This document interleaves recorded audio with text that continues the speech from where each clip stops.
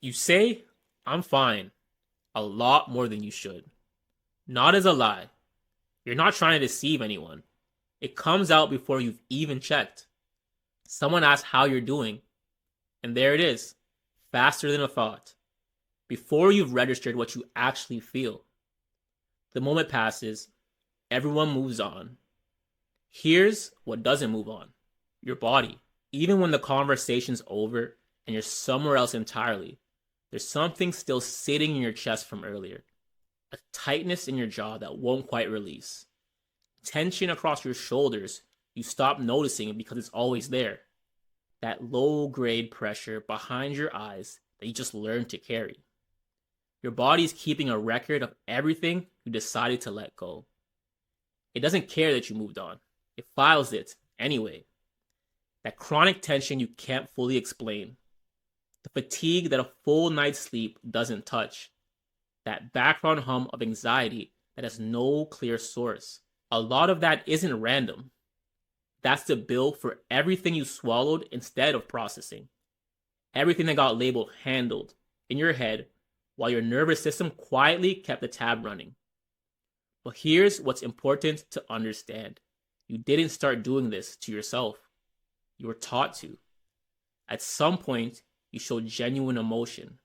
Real, legitimate, appropriate emotion. And the room made it clear that it was the wrong move. Maybe you were crying and someone needed you to stop because the sound of it was making them uncomfortable. Maybe you were angry about something that was actually unfair and you got, "We don't act like that in this house." Maybe you were really, genuinely upset, the kind of upset that needed someone to sit with you. And instead you got, "It's not a big deal," or "Why are you so sensitive?" or just someone walked out of the room. And you did the math. The feeling got you nothing useful. The silence kept the peace. So you learned to hold it in. And the more you did, the more it was reflected back as virtue. People called you calm. They called you mature, easier to be around. They called it strength. Emotional repression is praised as strength. It gets rewarded. It gets called growing up. And maybe it was necessary in that environment. Maybe holding it was genuinely the only option that worked. But there's a cruel irony sitting at the center of it.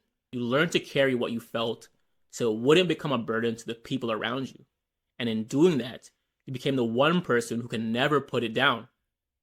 You were protecting them, and you ended up alone with it permanently. That's not strength. That's a cost. "I'm fine" isn't exactly a lie. It's a reflex, a response your nervous system learned to give so that the moment doesn't go somewhere uncomfortable. But it is suppression, and every time it comes out automatically, something real doesn't get space to exist. Over time, that has two destinations. And this is the part most people never connect to their quiet habit of staying composed. One direction is numbness. Things that should feel exciting start falling flat. A genuinely good moment happens to you, and you watch yourself not quite land in it. You're there, you're present, you're saying the right things, but there's a glass between you and the feeling. The other direction is the opposite. Something small happens, objectively small, and you react as if it's enormous. You don't understand why. The people around you don't understand why, but your body does. It's not reacting to that moment. It's releasing everything that didn't get space before it. Months or even years of "I'm fine." Finally finding the nearest exit. And here's the part you can't negotiate around. You don't get to choose what goes quiet. You can't push down anger and keep joy. You can't silence grief and stay connected. When you hold in your tears, you start holding in your laughter too, because it's all running on the same system. What you called keeping things smooth slowly becomes, "I don't feel as much as I used to." You become the easiest person in the room to be around and the hardest person in the world to actually reach, even for yourself. Because here's what happens when you override what you feel often enough. You stop performing the emotion and start performing okay. You know what to say. You say it convincingly. Good enough that sometimes you fool yourself too, but your pain, your actually real, completely valid pain, is still in there. It doesn't need to be perfectly explained. It doesn't need to be packaged into something comfortable for others to receive. It just deserves to exist somewhere outside of you. And the story you were handed, that your feelings are too much, that expressing them is weakness, that no one actually wants to hear it, that story isn't true. Your truth is not too much. It grew up in rooms that weren't built to hold it. That's a different thing entirely. Your voice doesn't need to be steady to be valid. It doesn't need to be composed or perfectly articulate or met with immediate understanding. It just needs to be yours, and it needs to come out. Because expressing what you feel isn't weakness, it's accuracy. It's choosing to say what's actually true for you instead of broadcasting the version that keeps everything manageable. And here's something no one says about this. You're not speaking so that someone understands you right away. You're not speaking to be validated or agreed with. You're not even necessarily speaking to be heard. You're speaking so that things stop living inside you where it turns into something else. Speak to heal, not to be heard. The first step is smaller than you think. It's not a confrontation. It's not a hard conversation. It's the next time "I'm fine" comes out on its own. You catch it. And somewhere, even just in your own head, you name what's actually there. I'm not fine. I'm exhausted.